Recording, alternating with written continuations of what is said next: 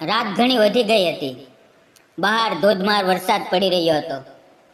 અચાનક વીજળી ચમકી અને તે પ્રકાશમાં મેં એક સુંદર યુવતીને ખીણ તરફ જતી જોઈ. તે પોતાનું જીવન સમાપ્ત કરવાના ઈરાદે ખીણમાં કૂદવા જઈ રહી હતી. ત્યારે જ હું દોડીને ગયો, તેનો હાથ મજબૂતીથી પકડ્યો અને તેને પાછો ખેંચી લીધી. તેના પ્રાણ બચાવ્યા પછી હું તેને મારી ઝૂંપડીમાં લઈ આવ્યો. રાત ઘણી આગળ વધી ગઈ હતી. તે ખૂબ જ સુંદર લાગી રહી હતી. તે સંપૂર્ણપણે વરસાદમાં ભીંજાઈ ગઈ હતી અને હું પણ ભીંજાઈ ગયો હતો. પછી મેં તેને શરીર લૂછવા માટે એક ટુવાલ અને પહેરવા માટે એક સાડી આપી. તે ધીમે ધીમે કપડાં બદલવા લાગી અને પછી આગળ કંઈક એવું બન્યું. તો નમસ્કાર મિત્રો, મારું નામ અશોક છે. હું એક નાનકડા પહાડી ગામની નીચે રહું છું. મારી પાસે 2-3 એકર જમીન છે, જેમાં ખેતી કરીને હું મારું ગુજરાન ચલાવું છું. મારી ઉંમર 32 વર્ષની છે, પણ હું હજુ સુધી અપરિણિત છું.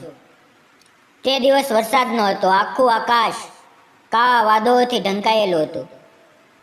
મારા ઘરથી થોડે દૂર એક ખીણ હતી, જ્યાં લોકો ઘણીવાર ફરવા આવતા, પરંતુ કેટલાક લોકોએ ત્યાંથી કૂદીને પોતાનો જીવ પણ ગુમાવ્યો હતો.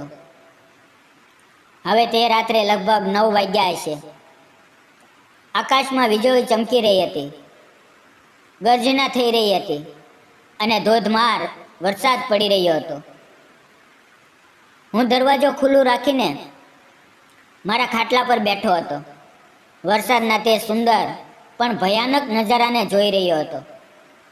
જ્યારે પણ વીજળી ચમકતી, થોડી ક્ષણો માટે દૂરનું દ્રશ્ય દેખાતું અને ત્યારે જ મારી નજર બહાર પડી. વીજળીના પ્રકાશમાં મેં જોયું કે એક છોકરી મારા ઘરની સામે થઈને પસાર થઈ રહી હતી. તે ખૂબ શાંત અને નીડર ચાલમાં ચાલી રહી હતી. વરસાદમાં સંપૂર્ણપણે ભીંજાઈ ગઈ હતી, પણ તેના ચહેરા પર ડરનું નામો નિશાન નહોતું. હું થોડી ક્ષણો માટે જડ થઈ ગયો. હું ઊભો થઈને દરવાજા સુધી ગયો અને બહાર ડોકિયું કર્યું. ત્યારે ફરીથી તીવ્ર વીજળી કડકી અને તે પ્રકાશમાં તે છોકરી સ્પષ્ટ દેખાય. તે ખીણ તરફ જઈ રહી હતી. મારું દિલ ધડકી ગયું. મને તરત સમજાઈ ગયું કે તે પોતાનો જીવ આપવા જઈ રહી છે. હવે મારું દિલ ઝડપથી ધડકવા લાગ્યું. હું થોડી ક્ષણો માટે સમજી ન શક્યો કે શું કરું, પણ આગલી જ ક્ષણે છત્રી ઉપાડીને તેની તરફ દોડી પડ્યો. વરસાદ મારા પર પડી રહ્યો હતો, પણ મારી નજર ફક્ત તે છોકરી પર હતી. તે હવે ખીણના કિનારે ઊભી હતી, આકાશ તરફ જોઈને કંઈ બોલી રહી હતી. તેના શબ્દો વરસાદના ઘોંઘાટમાં પણ મને સંભળાઈ રહ્યા હતા. મેં એવો કયો અપરાધ કર્યો છે ભગવાન, કે તે મને આવી સજા આપી? હવે મારી પાસે કોઈ નથી, હું શું કરું? મારે હવે જીવવું નથી, મને તારી પાસે બોલાવી લે. એમ કહેતા કહેતા તે રડતી રડતી આગળ વધી અને કૂદવા માટે તૈયાર થઈ. મારું દિલ જાણે થંભી ગયું. હું પૂરી તાકાતથી દોડ્યો અને તેનો નાજુક હાથ પકડી લીધો. તેની ચૂડીઓ તૂટી ગઈ, કાચના ટુકડા તેના હાથમાં ખૂંચી ગયા. લોહી નીકળી આવ્યું અને તે દર્દથી ચીજ પાડી. તે રડતા રડતા બૂમ પાડી, મને છોડી દો, મારે જીવવું નથી. પણ મેં તેનો હાથ છોડ્યો નહીં. એક હાથમાં છત્રી હતી, તે ફેંકી દીધી અને બંને હાથે તેનો હાથ સુસ્ત પકડી લીધો.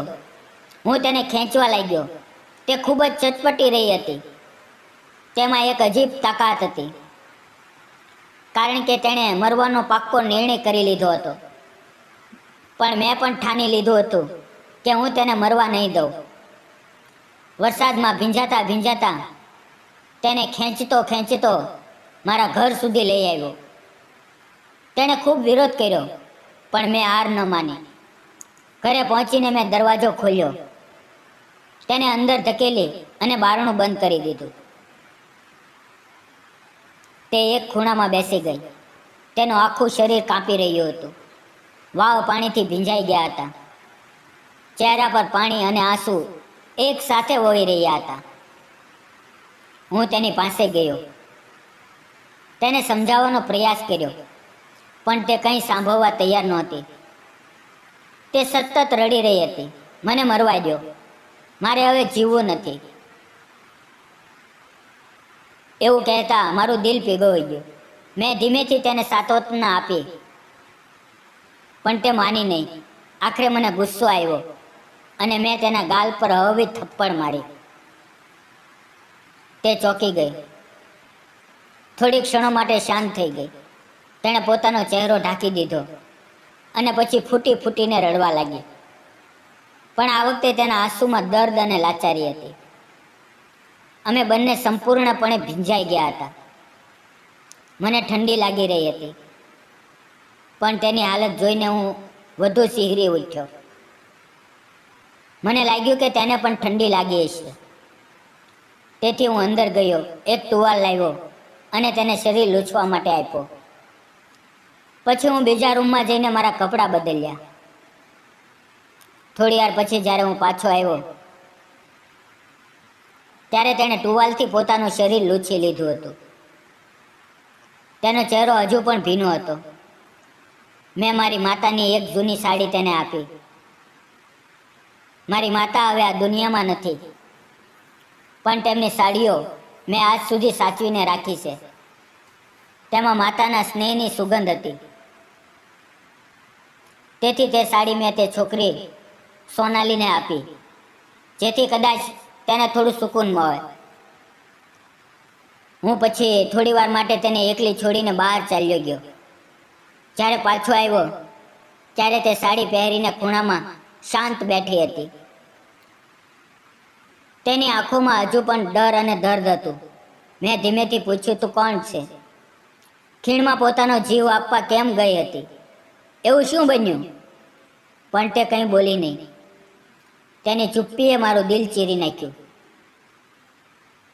થોડી વારની શાંતિ પછી તે અચાનક બેકાબૂ થઈ ગઈ. તેની આંખોમાં આંસુઓથી ભરાઈ ગઈ અને તે બોલી, મારું નામ સોનાલી છે. હવે મને આ દુનિયામાં જીવવાની ઈચ્છા નથી રહી. 2 વર્ષ પહેલાં મારા લગ્ન થયા હતા. અમે ખૂબ ખુશ હતા. મને લાગ્યું હતું કે હવે મારું જીવન સુધરી ગયું છે, પણ એવું નહોતું. અમિત, મારો પતિ, ઓફિસની એક છોકરીને પ્રેમ કરવા લાગ્યો. ધીમે ધીમે તેનું ધ્યાન મારાથી હટવા લાગ્યું. મારું દર્દ તેને દેખાતું બંધ થઈ ગયું. તે છોકરીને મળવા જવા લાગ્યો. તેને ઘરે પણ લાવવા લાગ્યો.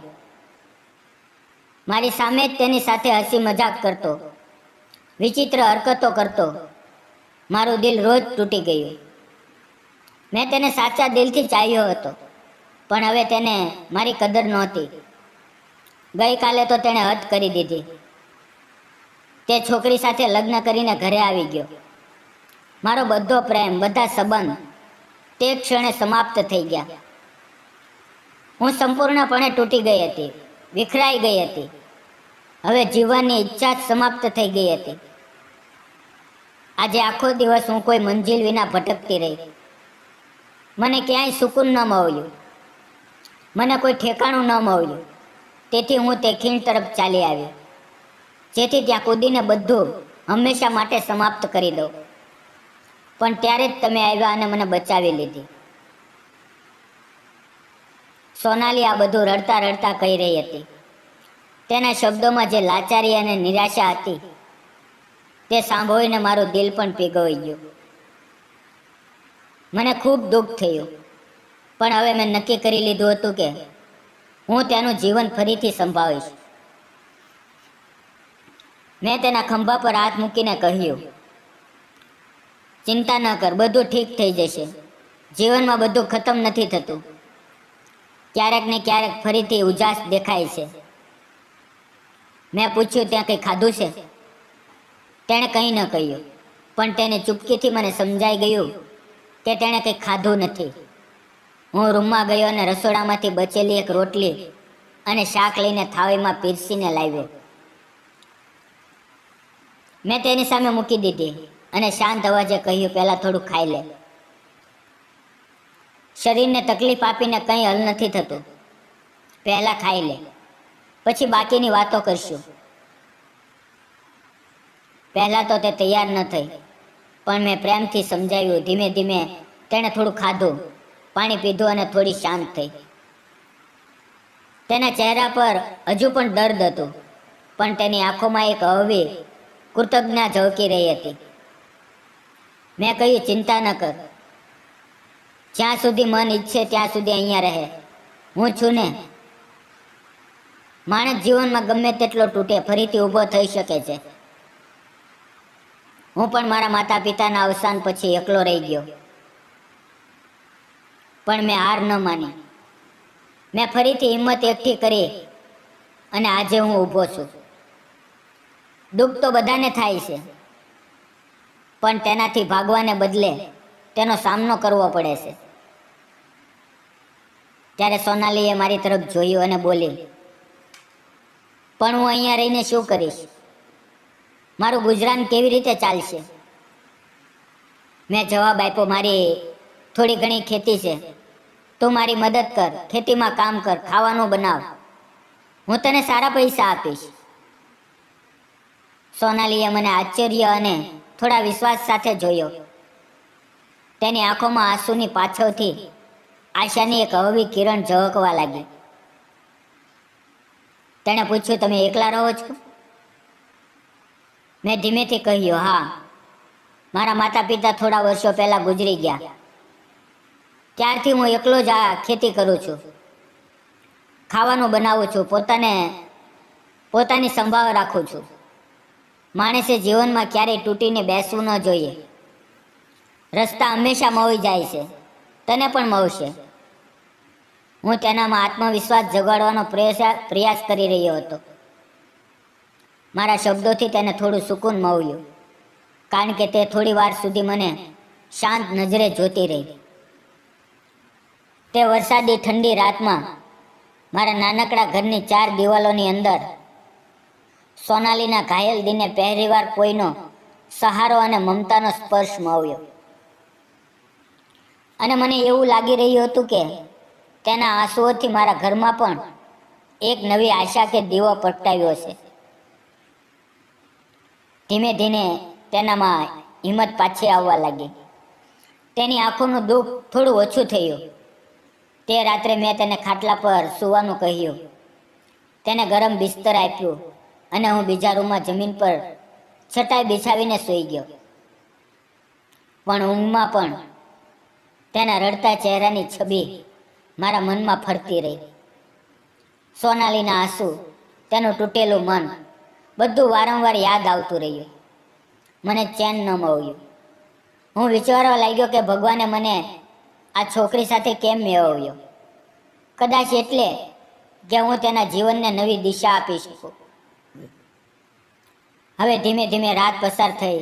સવારની ઠંડી હવાએ મને સ્પર્શ કર્યો. સૂરજની કિરણો ફૂટી અને આંગણામાં સોનાલી ખાટલા પર બેસીને પહાડોની નીચે ફેલાયેલી સુંદરતાને જોઈ રહી હતી. તેના ચહેરા પર તે સવારે એક હળવી સ્મિત હતી, જાણે તેના જીવનની નવી શરૂઆતનો સંકેત. જ્યારે મેં જાગીને તેને જોઈ તો તે ધીમે અંદર આવી, ચા બનાવી અને મારી સામે મૂકી. તે ક્ષણે મારી આંખોમાં કૃતજ્ઞતાના આંસુ આવી ગયા. આ તે જ સોનાલી હતી જે થોડા સમય પહેલા મૃત્યુને ગળે લગાવવા જઈ રહી હતી, અને આજે તે જ મારી સામે ઊભી રહીને ગરમા ગરમ ચા આપી રહી હતી. મેં સ્મિત સાથે કહ્યું, સોનાલી, ક્યારેય હાર ન માન. જીવનનો અર્થ ચાલવું છે, રોકાવું નહીં. તે સ્મિત કરીને બોલી, હવે હું આપણા બંને માટે ખાવાનું બનાવીશ. તેના અવાજમાં આત્મવિશ્વાસ હતો. મેં હસીને કહ્યું, ઠીક છે, પણ પહેલાં હું તને મારી ખેતી બતાવું. પછી અમે બંને ખેતરમાં ગયા. ત્યાં સૂરજમુખી, જુવાર, મકાઈ જેવા પાક લહેરાઈ રહ્યા હતા. હરિયાળી જમીન પર ઊભા રહીને સોનાલીના ચહેરા પર એક નિષ્કપટ ખુશી ઉભરી આવી. તેણે કહ્યું, હું શહેરમાં રહેતી હતી. પ્રકૃતિની આ સુંદરતા તો ભૂલી જ ગઈ હતી. આજે તમારા કારણે ફરીથી આ બધું અનુભવાઈ રહ્યું છે.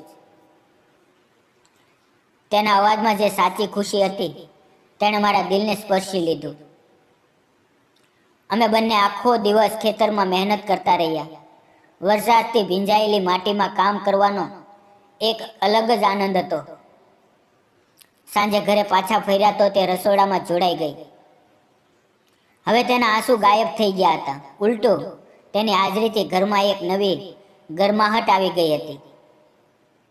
ક્યારેક અમારી નજરો મહતી અને તે નજરમાં એક અનકહી મોહબ્બત જન્મ લેવા લાગી. લગભગ 15-20 દિવસ વીતી ગયા અને સોનાલી ઘરમાં સંપૂર્ણપણે ઘૂંટાઈ ગઈ. તે એટલી લગનથી કામ કરવા લાગી જાણે તે આ ઘરની માલકીન હોય. સમયસર ખાવાનું આપવું, ઘરના બધા કામ કરવું, ખેતરમાં મદદ કરવું, બધું જ તે પૂરા દિલથી કરતી. ધીમે ધીમે 1 મહિનો વીતી ગયો. મેં એક દિવસ તેના હાથમાં થોડા પૈસા આપવા માંગ્યા, પણ તેણે ના પાડી. તેની આંખો નમ થઈ ગઈ અને બોલી, તમે મારો જીવ બચાવ્યો. આ મારા માટે ખૂબ મોટી વાત છે. તમારા કારણે જ હું ફરીથી આ દુનિયા અને આ પ્રકૃતિ જોઈ શકું છું. તમારી સાથે મહેનત કરી શકું છું. આ મારા માટે અમૂલ્ય છે. તમે સાચે જ ખૂબ સારા માણસ છો. તેના આ શબ્દોએ મારા મનમાં તેના પ્રત્યેનું સન્માન અને સ્નેહ વધુ ગાઢ કરી દીધો. દિવસો વીતતા ગયા.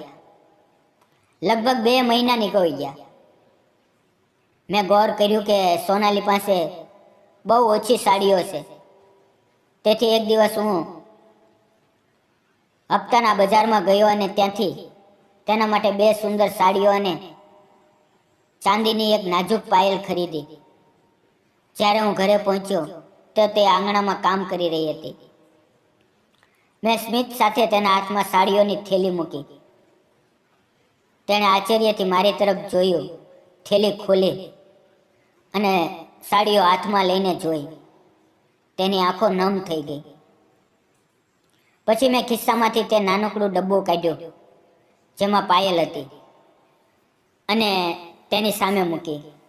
આ જોઈને તે એટલી ભાવુક થઈ ગઈ કે તેની આંખોમાંથી આંસુ વહેવા લાગ્યા અને વગર કંઈ વિચારીએ તે મને ગળે લગાવીને ફૂટી ફૂટીને રડવા લાગી. પણ આ આંસુ દુઃખના નહોતા, બલકે કૃતજ્ઞના હતા. તે ધ્રુસકે બોલી, જો આટલો જ પ્રેમ મારા પતિએ મારી સાથે કર્યો હોત તો હું તેના ચરણ ધોઈને તે પાણી પી લેત. પણ તમે મારા માટે જે કર્યું તે કોઈએ ક્યારેય નથી કર્યું. આ મારા માટે અમૂલ્ય છે. તેના આ શબ્દોએ મારા દિલને ઊંડે સ્પર્શી લીધું. થોડી વાર પછી તે અંદર ગઈ, પાયલ પહેરી અને મેં આપેલી નવી સાડી ઓઢીને જ્યારે બહાર આવી તો તેની સુંદરતા જોઈને હું જાણે થંભી ગયો. તેની પાયલની નાની છનકમાં એક મધુર સંગીત હતું અને તે સાડીમાં તે એટલી મનમોહક લાગી રહી હતી જાણે પ્રકૃતિએ પોતાની બધી કોમળતા તેનામાં સમાવી દીધી હોય. મને લાગ્યું જાણે ઈશ્વરે તેની સુંદરતાને પોતાના હાથે ઘડી હોય અને તેને મારા જીવનમાં રંગ ભરવા મોકલી હોય. તે કોઈ ફિલ્મની નાયિકા જેવી લાગી રહી હતી. જ્યારે તે મારી પાસે આવી તો મને જાણે પોતાનો હોશ જ ન રહ્યો. તેની આંખોમાં આંસુ હતા, પણ હવે તે આંસુઓમાં દર્દ નહોતું, બલકે પ્રેમનો એક નવો સાગર લહેરાઈ રહ્યો હતો. મેં ધીમી રીતે તેનો કોમળ હાથ મારા હાથમાં લીધો અને તે જ ક્ષણે મારી આંખોમાં પણ આંસુ આવી ગયા. કારણ કે મેં અનુભવ્યું કે અમે બંનેએ એકબીજાનું દર્દ સમજી લીધું હતું અને હવે અમારા બંનેના દિલોમાં એકબીજા માટે સાચો પ્રેમ ઉભરાવા લાગ્યો હતો. ભાવુક થઈને મેં તેને મારા હૃદય સાથે ચાપી લીધી અને તે પણ મારા આલિંગનમાં પીગળી ગઈ. તે આલિંગનમાં અમારા દિલ એક થઈ ગયા, જાણે 2 અલગ રાહો હવે એક જ મંજિલ તરફ ચાલવા લાગી હોય. તે ક્ષણે શબ્દોની જરૂર નહોતી. એવો અનુભવ જે ફક્ત અનુભવી શકાય, કહી ન શકાય. ધીમે ધીમે અમારો સંબંધ વધુ ગાઢ થતો ગયો. દરેક દિવસ સાથે તેમાં અપનાપણું, ભરોસો અને મોહબ્બત વધતી ગઈ. અમે બંને એકબીજામાં એટલા ઘૂંટાઈ ગયા કે સમયનો ખ્યાલ જ ન રહ્યો. 6-7 મહિના આવી જ રીતે પસાર થઈ ગયા અને પછી એક દિવસ અમે લગ્ન કરવાનો નિર્ણય લીધો. ગામના એક જૂના મંદિરમાં ભગવાનની સાક્ષીએ અમે ગામવાળાઓના આશીર્વાદથી અમારું લગ્ન શરૂ થયું. તે દિવસે સોનાલી દુલ્હનના રૂપમાં એટલી સુંદર લાગી રહી હતી કે મને સાચે જ લાગ્યું જાણે ઈશ્વરે તેને ઘડતી વખતે સ્વર્ગની અપ્સરાઓને પણ માત આપી હોય. લગ્ન પછી અમારું જીવન નવી ખુશીઓથી ભરાઈ ગયું. હું ખેતરમાં મહેનત કરતો અને તે ઘરને સ્નેહ અને મમતાથી સંભાળતી. તે હવે મારા જીવનનો અવિભાજ્ય ભાગ બની ગઈ હતી. થોડા સમય પછી સોનાલી ગર્ભવતી થઈ અને તેના ચહેરા પર માતૃત્વની ચમક અને સ્નેહ ઝળકવા લાગ્યા. અમારું નાનકડું ઘર હવે ફક્ત 2 લોકોનું ન રહ્યું, બલકે એક નવા જીવનનું સ્વાગત કરવા તૈયાર હતું. અમારા જીવનમાં હવે પ્રેમ, હાસ્ય, આશા અને ખુશીઓની ફુવારા પણ હતા. આજે જ્યારે હું પાછો જોઉં છું તો મનમાં બસ એક જ વાત આવે છે. જો તે રાત્રે મેં સોનાલીનો હાથ ન પકડ્યો હોત તો કદાચ આ વાર્તા ક્યારેય બની જ ન હોત. પણ ભગવાને અમને મળવ્યા, અમારી વચ્ચે આ બંધન બનાવ્યું અને આજે અમે બંને પ્રેમ અને સંતોષથી ભરેલું જીવન જીવી રહ્યા છીએ. મિત્રો હવે તમે જ કહો, હું અને સોનાલીએ એકબીજાનો સહારો બનીને નવું જીવન શરૂ કર્યું. તે સાચું હતું કે ખોટું? તમારા વિચારો જરૂર જણાવજો. જીવન ગમે તેટલું કઠિન લાગે, હાર માનીને બેસવું એ ઉકેલ નથી. દુઃખ, ધોખો, એકલતા, આ બધું જીવનનો ભાગ છે. પણ આ જ અંધારામાંથી નવી આશા, નવા સંબંધ અને નવી શરૂઆત જન્મે છે. જો સોનાલી જેવી છોકરી હાર માની લે તો તેનું જીવન ત્યાં સમાપ્ત થઈ ગયું હોત. પણ તેને સહારો, વિશ્વાસ અને સાચો પ્રેમ મળ્યો. તેથી તેનું જીવન ફરીથી ખીલી ઉઠ્યું. તેથી યાદ રાખજો, દરેક અંધારી રાત પછી એક નવો સૂર્યોદય જરૂર થાય છે. જીવન ક્યારેય રોકાતું નથી. બસ થોડી ધીરજ, વિશ્વાસ અને કોઈનો સાથ હોય તો ફરીથી જીવવું શક્ય છે. જો મારી અને સોનાલીની પ્રેમ કથાએ તમારા દિલને સ્પર્શ કર્યું હોય તો આ વાર્તાને લાઈક કરજો, તમારા મિત્રો સાથે શેર કરજો અને મારી ચેનલને સબસ્ક્રાઈબ કરવાનું ન ભૂલતા.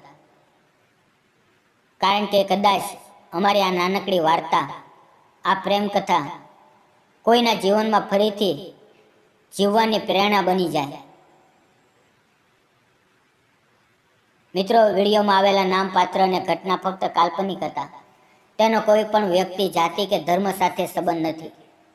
આ વાર્તા ફક્ત મનોરંજન અને શૈક્ષણિક ઉદ્દેશથી બનાવવામાં આવી હતી. તેને અન્યથા ન જોશો. મિત્રો, ફરી મળશું આવતીકાલે. ત્યાં સુધી તમારું ધ્યાન રાખજો.